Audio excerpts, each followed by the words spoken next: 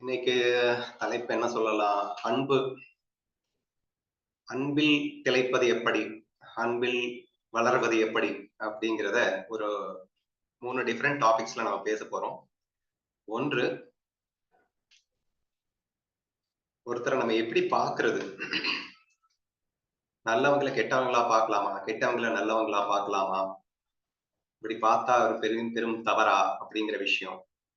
2வது, இல்ல எல்லாரையுமே நாம ஜீவன் முக்தர்களாக மட்டுமே தான் காண வேண்டும் அப்படிங்கிறது ஒரு கான்செப்ட். அல்லது ஒருவர் கஷ்டப்படுகின்றார் என்றால் நான் எனது என்று இருந்தால் மட்டும்தான் கஷ்டம் வரும். ஆனால் நான் எனது என்பது அறியாமை. பாவம் அறியாமையில் கஷ்டப்படுகிறார்கள் என்று நினைத்தால் எனக்கு அன்பு வளருமா? இப்படி நம்ம வேணா வச்சு டிஸ்கஸ் பண்ணலாம் அப்படின்னு நான் நினைக்கிறேன். சோ இதுல சரி, ஓகே, அப்படியே நம்ம எப்படி போகுதுன்னு பார்க்கலாம். இப்ப லவ் டெவலப் பண்ணணும். அதுக்கு ஒரு டிஃபரெண்டா கான்செப்ட்ஸை பார்க்கறோம். ஃபர்ஸ்ட் பாயிண்ட்ல என்ன சொல்லப்படுகிறது அப்படின்னா, அவர்களுடைய வேஷத்தை நீ தவறாக புரிந்து கொண்டாய் என்றால் அது தவறல்ல. அவருடைய வேஷம்னா என்ன? இந்த உலகம் என்பது மாயை. இந்த மாயையில ஒவ்வொருவரும் ஒரு வேஷம் போட்டு வந்திருக்காங்க இல்லையா? அப்போ அந்த வேஷத்துல ஒருத்தன் கெட்டவனா வர்றான், ஆனா அவனை நல்லவன்னு நீ புரிஞ்சுக்கலாம். அல்லது நல்லவனா வர்றான், அவனை கெட்டவன்னு புரிஞ்சுக்கலாம். நல்லவனா வரும்போது கூட உங்களுக்கு லைக்ஸ் தான் வரும். அந்த லைக்ஸ் வேணாம், இப்போதைக்கு கன்ஃபியூஸ் ஆகும். கெட்டவன் வர்றான், அந்த கெட்டவனை நீங்க சாரி, நல்லவனா வர்றான், அவனை கெட்டவன்னு தப்பா புரிஞ்சுக்கிறீங்க. கெட்டவன்னு தப்பா புரிஞ்சுக்கும் போது என்ன ஆகும்னா லவ் மிஸ் ஆகிறதுக்கான சான்சஸ் அதிகமாகவே இருக்கும். சரியா? அப்போ அந்த பர்டிகுலர் பாயிண்ட்ல என்ன இன்சிஸ்ட் பண்ணிருக்கு அப்படின்னு சொன்னா, the love is the major criteria. இங்கே ஆன்மீகம் என்பது ஆனந்தத்தை தருவது. ஆனந்தம் என்பது அன்பினாலேயே வருவது. அப்ப அன்புக்கும் ஆனந்தத்துக்கும் தான் கனெக்ஷனு அப்படிங்கிறது ஒரு முக்கியமான கான்செப்ட். அப்போ அன்புக்கும் ஆனந்தத்துக்கும் கனெக்ஷன் அப்படிங்கிறப்போ இங்க நல்லவன் கெட்டவன் அப்படிங்கிறதுக்கும் அன்புக்கும் வேதம் வந்துடக்கூடாது. நல்லவனா இருந்தாலும் அன்புதான், கெட்டவனா இருந்தாலும் அன்புதான், பணக்காரனா இருந்தாலும் அன்புதான், ஏழையா இருந்தாலும் அன்புதான். சோ இங்க என்ன டிஃபரன்சஸ் இருந்தாலும் நீ அன்பு அப்படிங்கிறத நீ வச்சிருக்கிற வரைக்கும் நீ மோசம் போக மாட்ட, நீ ஆனந்தத்தை அடைஞ்சிடலாம். இது பேசிக் கான்செப்ட்ல வந்துருது. சரியா? அப்போ இங்க நான் ஒரு நல்லவனை போயிட்டு கெட்டவன்னு பாத்துட்டேனே அப்படின்னா ஒரு தப்பும் கிடையாதுடா. ஏன்னா நீ லவ் மிஸ் பண்ண போறது இல்ல. நீ கெட்டவனுக்கும் நல்லவனுக்கும் ஈக்குவலா லவ் காட்ட போறேன்ற பிரின்சிபிள் இருக்க. சோ நீ கெட்டவனா நல்லவனா தப்பா தான் பாத்துட்ட, நீ மிஸ்டேக்கா பாத்துட்ட. ஆனாலும் நீ இங்க லவ் மிஸ் பண்ண போறது இல்ல. அப்ப லவ் மிஸ் பண்ணல அப்படிங்கறதுனால உன் ஆனந்தம் எல்லளவும் குறைய போறது இல்ல. அப்போ நீ ஞானத்துலதான் இருக்கிற. நீ ஞானானந்தத்தை நீ கண்டிப்பா அந்த பிரம்ம சுகத்தை அடைந்து விடுவாய். ஏனென்றால் லவ் அப்படின்னாலே தட் ஒன்னஸ் ஃபீல் ஆட்டோமேட்டிக்கா இண்டிகேட் ஆகுது. நல்லவன் கெட்டவன் உயர்ந்தவன் தாழ்ந்தவன் 1000 டிஃபரன்சஸ் இருந்தாலும் எல்லாத்துக்கும் நான் சமமான நேசத்தை காட்டுவேன் என்று நீ எப்ப சொல்லிட்டியோ அப்பவே நீ ஒன்னஸ் ஃபீல்குள்ள போயிட்ட. எல்லாத்தையும் சமமா பாக்குற. சோ தேர்ஃபோர் நீ பண்ண தப்பு தப்பில்லை. எந்த தப்பு? நல்லவனை கெட்டவனா பார்த்தேல்ல, இந்த நல்லவனை கெட்டவனா பார்த்ததுன்றது தப்பு கிடையாது. ஏன்னா நீ லவ் மிஸ் பண்ணல அப்படிங்கிறப்பவே அது தவறு என்று சொல்லவே முடியாது அப்படின்னு சொல்லி ஒரு ஸ்ட்ராங்காக கான்செப்டை கொண்டு வந்துடலாம் இல்லையா? அங்க எந்த ஒரு கன்ஃபியூஷனுக்கும் இடம் இருக்காதுன்னு தான் நினைக்கிறேன். So therefore what is primary importance அப்படின்னு சொன்னா நீ லவ் மிஸ் பண்ண கூடாது அப்படிங்கிறது தான் கான்செப்ட். அப்ப எப்படிங்க லவ் பண்ண முடியும்? நான் கெட்டவனை எப்படி லவ் பண்ண? கெட்டவனுக்காக நீ ப்ரே பண்ணுவ, கெட்டவனுக்காக நேரடியா நீ மூவ் பண்ண மாட்ட. ஏன்னா இந்த எக்ஸ்பிரஷன் ஆஃப் லவ் அப்படிங்கிறது மாறுபடும் சொல்லிட்டேன். நல்லவன்னு பார்த்தா அவங்கிட்ட நீ எக்ஸ்பிரஸ் பண்ற லவ் டிஃபரெண்டா இருக்கும். கெட்டவன்னு பார்த்தா அவங்கிட்ட நீ எக்ஸ்பிரஸ் பண்ற லவ் டோட்டலி டிஃபரெண்டா இருக்கும். அப்போ அந்த டிஃபரன்ஸ் இருக்கும் அப்படிங்கிறதுனாலயே நீ தப்பு பண்றேன்னு அர்த்தம் கிடையாது. நீ லவ் மிஸ் பண்ணா மட்டும்தான் நீ தப்பு பண்றேன்னு அர்த்தம். இதை மட்டும் நீங்க தெளிவா புரிஞ்சுக்கோங்க அப்படின்னு சொல்ல வரேன். மேபி அதை அவங்க கஷ்டமா புரிஞ்சுக்கலாம். ஏன்னா நீ கெட்டவன நல்லவன்னு புரிஞ்சுக்கிறதுனால என்னடா நம்ம இவ்வளவு நல்லதானமா இவனுக்காக நம்ம வந்திருக்கோம், இவன் நம்ம கெட்டவன் நினைச்சிட்டானே. ஏன்னா கெட்டவன் நினைச்சதால நம்ம அவங்க கிட்ட க்ளோஸா மூவ் பண்ண மாட்டோம் இல்லையா? க்ளோஸா மூவ் ஆகாத நினைச்சு அவங்க தப்பா நினைச்சுக்கலாம். பட் ஸ்டில் நம்ம மனசார அவங்களை நேசிச்சுட்டு தான் இருப்போம். இறைவனுக்காக அவங்களை பிரார்த்தனை பண்ணிட்டு இருப்போம். இது எல்லாமே நடந்து கொண்டிருக்கின்ற வரைக்கும் நாம ஒன்னஸ் ஃபீல்ல தான் இருக்கோம் அப்படிங்கிறதுல எந்த விதமான மாற்று கருத்தும் கிடையாது அப்படிங்கிறத தெளிவா புரிஞ்சுக்கணும் அப்படின்றத ஒரு கான்செப்டா புரிஞ்சுக்கோங்க. சரியா? நெக்ஸ்ட் கான்செப்ட் என்ன சொன்னோம் அப்படின்னா, எல்லாருமே இங்கே ஜீவன் முக்தர்கள் தான். நீங்க எல்லோருமே ஒரு வேஷத்தில் நடிக்க வந்திருக்கிறார்கள் அப்படிங்கிற அந்த ஃபீலிங்கோட நீங்க நேசத்தை காட்டுங்க அப்படின்னு சொல்றோம். சரியா? அப்படின்னா என்ன அர்த்தம்? ஒருத்தர் வந்து கஷ்டப்படுறாங்க, அழுதுகிட்டு இருக்காங்க அப்படின்னா, அந்த இடத்துல நான் எப்படி நேசத்தை காட்டணும்? அவர்கள் அழுவது போல் நடித்துக் கொண்டிருக்கிறார்கள்.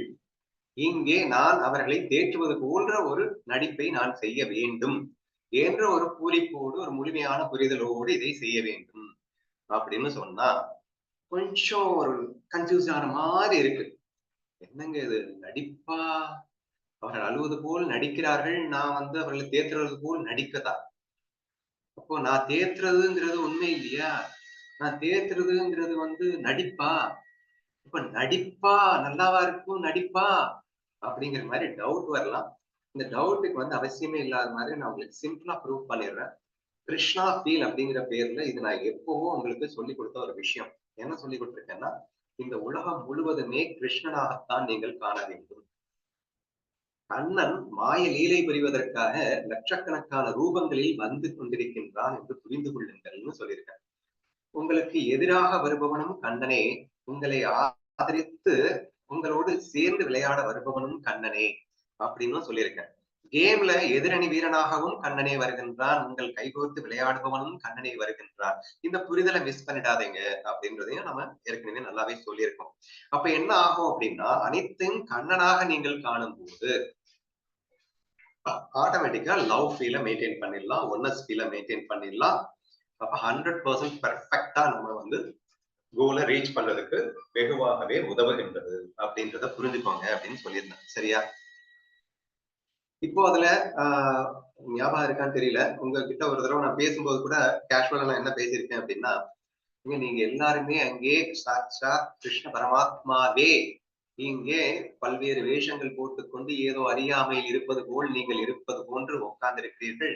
நான் என்னமோ வந்து உங்களுக்கு சொல்ற மாதிரி ஞானத்தை சொல்லி நீங்க வந்து புரியுற மாதிரி மண்டையாட்டிட்டு இருக்கீங்க என்றெல்லாம் நான் சொல்லுவதை நீங்கள் கவனித்திருக்க வேண்டும். சரியா?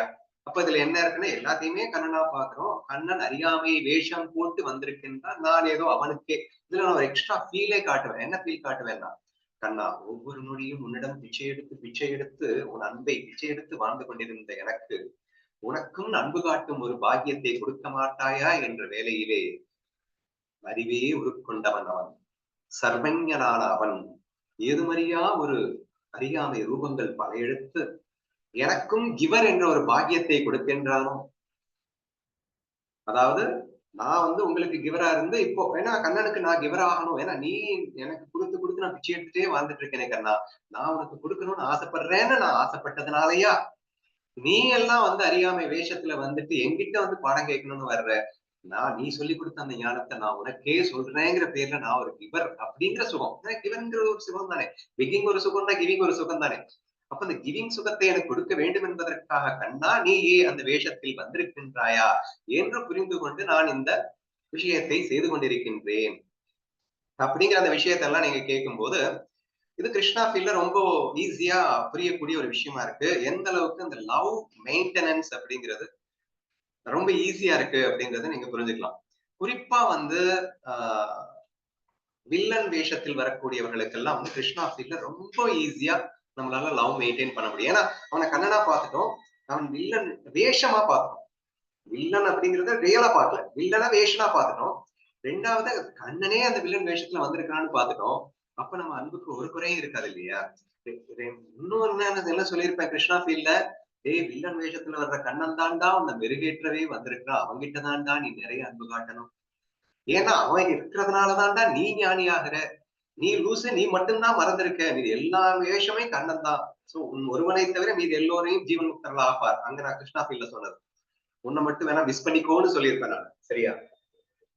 சொல்லி நான் என்ன சொல்லியிருப்பேன் அப்படின்னு சொன்னா, நீங்க எல்லாத்தையுமே கண்ணனா பார்க்கணும். அப்ப என்ன ஆகும் அப்படின்னா, அந்த கண்ணனிடம் நீங்கள் அன்பு காட்டுவதில் எந்த குறையும் இருக்காது. மோர் பர்ட்டிகுலர்லி வில்லன் வேஷத்தை கூட நீங்க சந்தோஷமா எனக்காகவே வந்திருக்கின்றான், என்னை புடம் போட்டு என்னை மெருகேற்ற வந்திருக்கின்றான் என்று சொல்லி நீங்கள் அழகாக அன்பு காட்டும் அந்த அற்புத விஷயத்தை உங்களால் செய்ய முடிகிறது என்ற விஷயங்களை எல்லாம் நம்ம பார்த்து முடிச்சிருக்கோம் இல்லையா? இப்போ எக்ஸ்ட்ராவா கடைசியா ஒரு கேள்வி ஒண்ணு கேட்கப்பட்டது. இவ்வளவும் புரிஞ்சதுக்கு அப்புறம் வேற என்ன கேள்வி அப்படின்னு, அறியாமை என்ற ஒரு விஷயத்தை அவர்கள் அறியாமையில் இருப்பதாகவே பார்த்து நாம அன்பு காட்டலாமா அப்படிங்கிறது ஒரு கேள்வியாக வச்சிருக்கோம். இங்க நல்லா புரிஞ்சுக்க வேண்டியது என்னன்னா, என்ன பொறுத்த வரைக்கும் concept should not be missed the love. அன்பை நாம் மிஸ் செய்யக்கூடாது என்பதுதானே கான்செப்ட். அன்பை மிஸ் செய்யக்கூடாதுன்னா என்ன அர்த்தம்? ஒன்னஸ் ஃபீல நான் மிஸ் செய்யக்கூடாது அப்படின்னு அர்த்தம். ஒன்னஸ் ஃபீல நான் மிஸ் செய்யாம இருக்கிற வரைக்கும் என் அன்பு எல்லளவும் கரைபடியாது என்ற ஒரு உணர்வினை நான் கேட்கவே கேட்கலையா?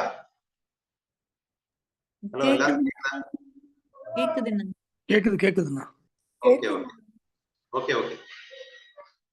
இப்ப நெக்ஸ்ட் ஃபைனல் கான்செப்ட் தான் இப்ப கொஞ்சம் கன்ஃபியூஸ்டான கான்செப்டா இருக்கு. என்ன கான்செப்ட்னா, அடுத்தவர்களை அறியாமையில் இருப்பதாகவே பார்த்து நான் நேசிக்கலாமா அப்படிங்கிறது ஒரு கான்செப்டை கொண்டு வந்திருக்கோம்.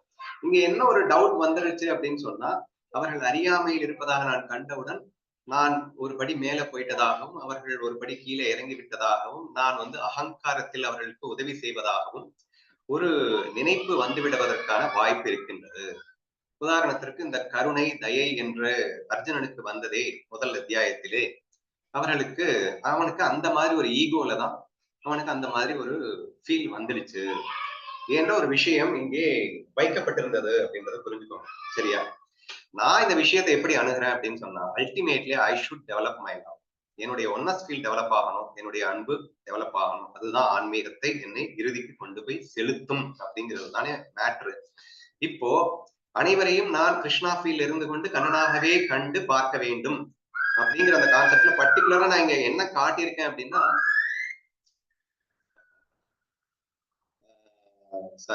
அழுகிறார்கள் ஒருவர் கஷ்டப்படுகிறார்கள், துன்பப்படுகிறார்கள், அழுகிறார்கள் அப்படின்னு வச்சுக்கோங்களேன். அந்த மாதிரி நேரங்கள்ல அவர்கள் அழுவது போல் நடிக்கிறார்கள், அவர்கள் கஷ்டப்படுவது போல் நடிக்கிறார்கள் அப்படின்னு நம்ம கிருஷ்ணா ஃபீல்லே எழுதி போயிடும். அப்பதான் உங்களுக்கு ஈஸியா புரியும்.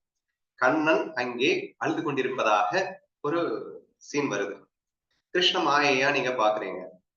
இங்க அனைத்தும் மாயை, இதுவும் கிருஷ்ணமன் மாய விளையாட்டு தான் என்ற ஒரு முழுமையான புரிதலில் இருந்து கொண்டு இங்கே தனக்கு ஒரு பாக்கியம் கிடைத்திருக்கிறது. என்ன பாக்கியம்னா, அந்த கஷ்டத்தை தீர்க்கும் ஒரு பாக்கியம் கண்ணன் எனக்காக கொடுத்திருக்கின்றான் என்று முழுமையான கிருஷ்ண உணர்விலே இருந்து கொண்டு அந்த ஒரு விஷயத்தை நீங்க பண்ணினீங்க அப்படின்னு சொன்னா அது சூப்பர் டூப்பர் தான், தப்பே கிடையாது. அது வேற லெவல் நான் மறுக்கவே மாட்டேன். சரியா? ஒருவேளை அந்த அளவுக்கு கிருஷ்ணா ஃபீல புரிஞ்சுக்க கூடிய கெப்பாசிட்டி இல்லை, கிருஷ்ணா ஃபீல் அளவுக்கு நான் இன்னும் டெவலப் ஆகல, அல்லது நான் இன்னும் ஜீவன் முக்தன் ஆகல. நான் ஜீவன் முக்தன் ஆயிட்டேன் அப்படின்னு சொன்னா என் கண்ணுக்கு எல்லாருமே கிருஷ்ணா ஃபீல் இருப்பேன். நான் ஆட்டோமேட்டிக்கா கிருஷ்ணா ஃபீல் இருக்கிற மாதிரி ஆயிடும். எல்லாமே அந்த மாதிரிதான் இருக்கும். அவங்க ஒன்னும் ஃபீல் மிஸ் பண்ணாம நம்ம எல்லாமே பண்ணிட்டு போயிடுவோம் அப்படிங்கிறதுல எந்த விதமான மாற்றத்தும் இல்லை. பட் இன் கேஸ் நான் ஒன்னஸ் ஃபீல்ல ஓரளவுக்கு டெவலப் ஆயிட்டேன், புரிஞ்சிருச்சு, தியரட்டிக்கலா புரிஞ்சிருச்சு, பிராக்டிக்கலா இன்னும் நான் டெவலப் ஆகல அப்படிங்கிற அந்த சிச்சுவேஷன்ல நீங்க ஒன்னஸ் ஃபீல மிஸ் பண்ணாமலே நீங்கள் அறியாமை என்று பார்த்தால் தவறு என்று எனக்கு தோன்றவில்லைன்னு சொல்ல வரும். சரியா? அது மட்டும்தான் எக்ஸ்ட்ரா நான் சொல்ல வருது. ஏன்னா என்னை பொறுத்த வரைக்கும் என்னுடைய எக்ஸ்பீரியன்ஸ்ல இருந்தாதான் பொதுவா எல்லாத்தையுமே நான் பேசுறது உண்டு. பிளஸ் எல்லாருடைய ஞானியுடைய எக்ஸ்பீரியன்ஸ் எல்லாம் பார்க்கும் போதும் சரி, அவர்களுக்கு வருகின்ற அந்த தயை அப்படிங்கிறத நான் பார்க்கும்போது மிதமிஞ்சி அந்த தயை எங்கிருந்து வந்திருக்க கூடும் அப்படிங்கறது என்னால இமேஜினே பண்ண முடியல. அதாவது என்னுடைய கை விரல் இங்க அடிபட்டுடுச்சு அப்படின்னு வச்சுக்கோங்க. அப்போ அதுக்காக நம்ம ஏற்படுத்தக்கூடிய அந்த ஒரு பதட்டம் இருக்கு இல்லையா, அந்த படபடப்பு இருக்கு இல்லையா, ஐயோ இதை எப்படியாவது சரிப்படுத்தணும் அப்படிங்கிற ஒரு துடிப்பு இருக்கு இல்லையா, அந்த துடிப்பு அந்த ஒன்னஸ் ஃபீல்ல இருந்து தான் வருது. இது கீழா போயிடுச்சு, மட்டமா போயிடுச்சு, நான் மேல ஒசந்துட்டேன், இதை போயிட்டு நான் காப்பாத்தி நான் சரி செய்ய போறேன்ற அகங்காரத்துல நான் சரி செய்யறது இல்லைங்க. ஒன்னஸ் ஃபீலுங்க. தான் ஆடாட்டாலும் தன் சதை ஆடுகிறதுன்ற வேகத்துல அந்த அடிபட்ட அந்த விரலுக்கு நான் மருந்திடவில்லையா, சோ அதை என்னால தவறுன்னு பார்க்க முடியலன்னு சொல்ல வரேன். சோ உங்க எல்லாத்தையுமே நானாக நான் காண்கின்றேன் என்பது உண்மைதான். அந்த ஒன்னஸ் ஃபீல்ல எந்த மாற்று கருத்தும் இல்ல. ஆனா நீங்கள் கதறி அழுது கொண்டிருக்கும் போது, ஐயோ நானாக இருக்கின்றவர்கள் என்னை மறந்து அவர்கள் வேறென்று நினைத்து விட்டார்களே. இப்ப கண்ணன் அப்படித்தானே ஃபீல் பண்றான். அனைத்தும் நான் என்ற அந்த அற்புத உண்மையை இழந்து விட்டீர்களடான்னு அந்த பகவத்கீதையில அவன் கொடுக்குற அந்த விளக்கத்தை பார்க்கும்போது, இந்த தயை அப்படிங்கிறது எந்த அளவுக்கு இருக்கு அப்படிங்கிறத எனார்மஸா நம்ம ஃபீல் பண்ண முடியும். அப்போ கரையேற்றுவதற்காக அவன் அத்தனை அளவுக்கு ஞானத்தை அள்ளி தெளிச்சிருக்கான். ஞானதேவரும் அள்ளி தெளிச்சிருக்காரு அப்படிங்கிறதுல எந்த விதமான மாற்று கருத்தும் இல்ல. சரியா? அப்போ அறியாமையில் அவர்கள் நான் எனது, அதாவது அவனும் நானும் ஒண்ணுதான், அதுல எந்த டவுட்டும் இல்ல. ஆனால் அவன் ஒரு சின்ன அறியாமையினால் தன்னை மறந்து அவன் கஷ்டப்பட்டு கொண்டிருக்கின்றான் அப்படின்னு நினைக்கிறதுனால ஒன்னஸ் ஃபீல மிஸ் பண்ணாமலேயே நினைக்க முடியும். அகங்காரத்துல, ஈகோல நான் ஞானி நீ அஞ்ஞானி, எந்த குருவும் அமிர்தனுபவலையும் நிறைய இடத்துல சொல்லிட்டாரு. தனக்கு சரிசமமானவனாகவே தன் சிஷ்யர்களை பார்ப்பான் குரு. சோ தன்னை விட மட்டமானவனாக எந்த குருவும் நினைச்சிட்டான்னாலே அவன் குருவாவே இருக்க முடியாது அப்படின்னு எல்லாம் சொல்லிட்டாரு. நான் இல்லைன்னு சொல்லல. நான் சொல்ல வர்றது மட்டும் தயவு செய்து புரிஞ்சுக்கோங்க. ஒன்னஸ் ஃபீல்ங்கிறது 100% ஞானிகிட்ட இருக்கும். ஞான சாதகம் கிட்ட நம்ம கிட்ட இருக்கணும். நம்ம எல்லாருமே ஒண்ணுங்கிற ஃபீல் மட்டும் நீங்க மிஸ் பண்ணவே கூடாது. அந்த ஒன்னஸ் ஃபீலோட ஒருவர் கதறி அழும்போது, ஐயோ அந்த ஒன்னஸ் ஃபீலை அவர் இழந்து விட்டார், அனைத்தும் ஒன்றென்ற தத்துவத்தை இழந்ததால் அல்லவா அவர் துயரப்படுகின்றார். ஐயோ அகங்காரத்தில் சிக்குண்டு விட்டாரோ, உடலை நான் என்று நினைத்து விட்டாரோ, இந்த உலகத்தை மெய்யென்று நம்பிவிட்டாரோ, இந்த உலகத்தை மெய்யென்று நம்பிவிட்டதால் அது நானேதான், என்னுடைய ஒரு பார்ட்டு. கையில ஒரு பரப்பு ஒரு விஷயம் வந்துச்சுன்னா என்ன ஆகுது, அதே மாதிரி என்னுடைய ஒரு பகுதி தன்னை தவறாக புரிந்து கொண்டு விட்டதே என்று நான் ஆதங்கப்படுவது எனக்கு தவறாக படவில்லை என்று சொல்ல வரேன். Ultimately I must develop my love. எதற்காக? என்னோடு இணைத்துக் கொள்வதற்காக, அதை சரி செய்து அதுவும் நானும் ஒன்றென்று உணர்த்துவதற்காக. உடல் நீ அல்ல, இந்த மனம் நீ அல்ல, இந்த உலகம் மாயை என்று புரிந்து கொள்ள வேண்டும் என்ற ஒரு விஷயத்தை அன்போடு எடுத்து சொல்வதற்காக நான் அந்த ஃபீலிங்ல நான் போறேன். நீங்க எந்த வகையிலையும் நான் உசத்தி இவன் மட்டோன்ற ஃபீல் வந்தா மட்டும்தானே நீங்க ஒன்னஸ் ஃபீல மிஸ் பண்றீங்க, நீங்க தப்பு பண்றீங்கன்னு அர்த்தமாகும். அப்படி இல்லாத வரைக்கும் இதையும் நீங்கள் செய்யலாம். இன்ஃபேக்ட் மோஸ்ட் ஆஃப் தி அகேஷன்ஸ்ல இந்த நாலேஜ் ட்ரெமெண்டஸாவே ஹெல்ப் ஆகும். ஒருவர் கிருஷ்ணா ஃபீல்லையும் ஜீவன் முக்தர்களாக இருந்து விட்டீர்கள் என்றால் அது வேற லெவலு. அதை நான் மறுக்கல, அது முதல்ல நான் சொல்லிட்டேன். பட் அபார்ட் ஃப்ரம் தேட், பிராக்டிக்கலா சிந்திச்சு பார்த்தீங்க அப்படின்னு சொன்னா இது மிக சுலபமாக இருக்கும் என்பதை நீங்களே யோசித்து பார்க்க வேண்டும் அப்படின்னு கேட்குறேன். சரியா? இப்போ காலையில கூட பாப்பா கிட்ட பேசிட்டு இருந்தேன். இந்த கேள்வியை கேட்டேன். எல்லாத்தையும் ஜீவன் முக்தனாக இருந்து நடிக்கிறதாக தான் நினைக்கணும் அப்படின்னு சொல்லும்போது, ஆஹா இனிமே நான் உன்னுடைய ஈகோவை எவ்வளவு வேணா சுரண்டி சுரண்டி விளையாடலாம் போலயே. ஏன்னா நீயும் கண்ண நானும் கண்ண, எங்க கூட நான் விளையாடுறதுல எனக்கு என்னடா கஷ்டம், எப்படி வேணா விளையாடலாமா என்று சொல்லும் போது, வேண்டாம் நீங்க அடக்கியே வாசிங்க. ஏன்? என்னால அந்த அளவுக்கு எல்லாம் தாங்க முடியாது, உங்க அளவுக்கு நான் டெவலப் ஆகல அப்படிங்கிற மாதிரி ஒரு பதில் வந்ததுன்னு வச்சுக்கோங்க. So we have to understand the other feelings அப்படிங்கிற ஒரு விஷயத்த சொல்ல வரும். சரியா? பொதுவா இந்த விஷயத்த கோபுரனா அடிக்கடி பேசுவாரு, அதிகமா பேசுவாரு. இன்னைக்கு நான் பேசுறேன். So understand the feeling of others. அடுத்தவர்களுடைய தகுதி என்ன அப்படிங்கிறத புரிஞ்சுக்கிட்டு அதுக்கு ஏத்த மாதிரிதான் நீ லவ் டெவலப் பண்ண முடியும், லவ் காட்ட முடியும். சோ அவர்கள் ஜீவன் முக்தர்களாவே பார்த்துட்டு அப்படின்னு சொன்னா அவங்க அழுறது அழுகையாவே உனக்கு தெரியாது, அது ஒரு நடிப்பா தெரியும். அப்ப நீயும் நடிக்கதான் போற அப்படிங்கிற அந்த ஃபீலிங்ல போகும்போது நீ உன்னுடைய அன்பை, நான் சொல்றது ஃபுல்லா டெவலப் ஆகாத ஸ்டேஜுக்கு, நீ முழுமையான கிருஷ்ணா ஃபீல் இருக்கிறவனுக்கோ ஜீவன் முக்தனுக்கோ நான் பேசலைங்க. சாதகன் எங்கே மிஸ் ஆகிற சான்சஸ் இருக்கோ அப்படின்றதுக்காக கேட்கிறேன். சோ நீங்க உங்களுடைய கெப்பாசிட்டி என்னன்றத புரிஞ்சுக்கோங்க, அடுத்தவருடைய கெப்பாசிட்டி என்ன அப்படிங்கிறதையும் புரிஞ்சுக்கிட்டு ஒன்னஸ் ஃபீல மிஸ் பண்ணாம அவர்கள் அறியாமையில் இருக்கிறார்கள் என்று பார்ப்பதாலேயே உங்களுக்கு எக்கச்சக்கமா லவ் பில்ட் பண்ண முடியும் அப்படின்னா, ஒன்னஸ் ஃபீல டெவலப் பண்ண முடியும்னா, அவர்களையும் உங்களோடு இணைத்துக் கொள்ள முடியும் அப்படின்னா எனக்கு தப்பாவே தெரியல. இன்ஃபேக்ட் பிகினர்ஸ் கண்டிப்பா இதுல இருந்துதான் அடுத்த நிலைக்கு போக முடியும் என்று எனக்கு தோன்றுகிறது அப்படிங்கிற மாதிரிதான் எனக்கு தோணுது. ரெண்டாவது, காட்டேஜிய பங்குல முக்தாபாய் சொல்லியிருக்காங்க, நீ மட்டும்தான் ஞானியா, மற்றவங்க எல்லாம் அஞ்ஞானியா என்று கேட்டார்களே என்று சொன்னால், மற்றவர்களை அஞ்ஞானியாக பார்க்கும்போது ஞானதேவருக்கு அந்த இடத்துல எல்லாமே ஒரு லீலை தான். இந்த லீலைக்காகவே ஞானதேவருக்கு ஒரு ஈகோ உண்டானதாக அங்கே காட்டப்படுகிறது. ஞானதேவர் வெக்ஸாய் உட்கார்ந்து வெக்ஸாய்னா ஈகோல வெக்ஸாய் உட்கார்ந்து இருக்கிற மாதிரி ஒரு சீன் கிரியேட்டப்படுகிறது. சே, இவங்களுக்கு எல்லாம் போய் இவ்வளவு நான் சொல்லி சே வேஸ்ட் அப்படின்னு சொல்லிட்டு உங்க ஒன்னஸ்ட்ரீல மிஸ் பண்றாரு. அங்க ஒன்னஸ்ட்ரீல மிஸ் பண்ணும்போது காட்டேஜியா பேங்க்ல முக்தாபாய் அழகா பிரசன்ட் பண்றா, எல்லாமே ஒண்ணுதானடா, இங்க உன்னை தவிர வேற எதுவுமே இல்லையேடா, இப்ப நீ வெக்ஸ் ஆறதுக்கு இங்க என்ன வந்தது என்று அந்த கேள்விகளை கேட்டு ஞானதேவருக்கு படம் போட்டுவது போல் நமக்கு படம் போட்டிட்டு இருக்காங்க. ஞானதேவனுக்கு இல்லைங்க, சரியா? So it is a Leela that நமக்காக கிரியேட் பண்ணக்கூடிய ஒரு விஷயமாக நீங்கள் அதை புரிந்து கொள்ள வேண்டும் அப்படிங்கிறத சொல்ல வரேன், சரியா?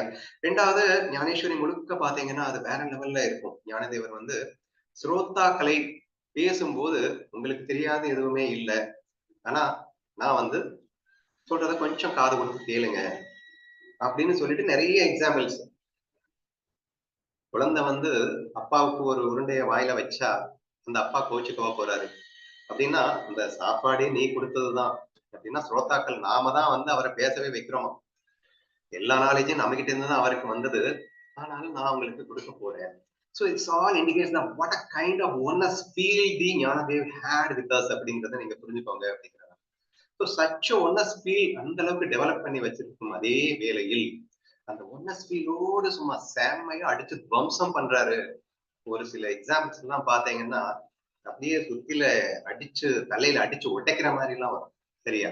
அந்த அளவுக்கு வெளுத்து வாங்குறாரு அப்படின்னு சொன்னா, அறியாமையை உடைக்கும் அந்த முயற்சியில நீங்க பாத்தீங்கன்னா அவருக்கு அந்த அறியாமை என்ற பேச்சே அவருக்கு பிடிக்கல, அறியாமை இருக்கவே கூடாது என்ற ஒரு ஆதங்கத்தோடு வெளிப்படுத்திய வார்த்தைகளாகத்தான் நான் காண்கின்றேன்.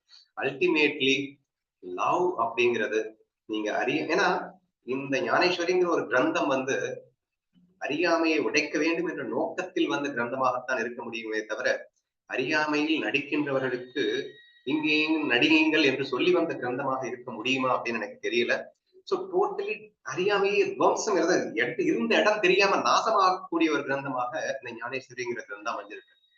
சோ ஞானதேவர் பேசும்போது 100% ஒன்னஸ் ஃபீல்லையே தான் பேசுறாரு, அந்த ஒன்னஸ் ஃபீலோடயே தான் பிரசன்ட் பண்ணியிருக்காரு அப்படிங்கிற விஷயத்தையும் நீங்க சேர்ந்து பாத்தீங்க அப்படின்னு சொன்னா, அல்டிமேட்லி நான் சொல்ல வர விஷயம், love is the key factor. Oneness feel தான் ஆடாவிட்டாலும் தன் சதை ஆடும்னு சொல்லிட்டு தன் குழந்தை கிட்ட சொல்லுவாங்க இல்லையா, நீ இந்த உலகத்துல அத்தனை பேரையும் உன் குழந்தைகளாகப்பார், உன் தாய் தந்தையர்களாகப்பார், வாசுதேவ குடும்பகம் என்று கிருஷ்ணனின் ஒரே குடும்பமாக நீ பார், அந்த அன்பு உள்ளத்தோடு நீ இருக்க வேண்டும். So that is the important factor. இதுக்கப்புறம் நீ எல்லாத்தையும் ஜீவன் முக்தர்களா பார்த்து நீ அன்பு காட்டுவியோ, அல்லது கஷ்டப்படுபவர்களை அறியாமையில் இருப்பதாக கண்டு அவர்கள் வேறையா நினைச்சில்ல, என்னுடைய ஒரு அங்கம் அறியாமையில் கஷ்டப்படுகிறதே என்று பார்த்து அந்த அங்கத்திற்கு நீ அன்பு காட்டுவது தவறென்று எனக்கு படவில்லை. அதே மாதிரி தப்பானவர்களை ரைட் என்று பார்த்தாலும் ரைட்டானவர்களை தப்பென்று பார்த்தாலும் கூட தவறல்ல. ஆனால் எல்லா இடத்திலும் இந்த ஒன்னஸ் ஃபீலை நீங்க மிஸ் பண்ணாம நீங்க அன்பு காட்ட முடியுதா என்ற ஒரு விஷயத்தை மட்டுமே எனது பதிலாக வைத்து இந்த கேள்விக்கு பதிலை நிறைவு செய்கிறேன்.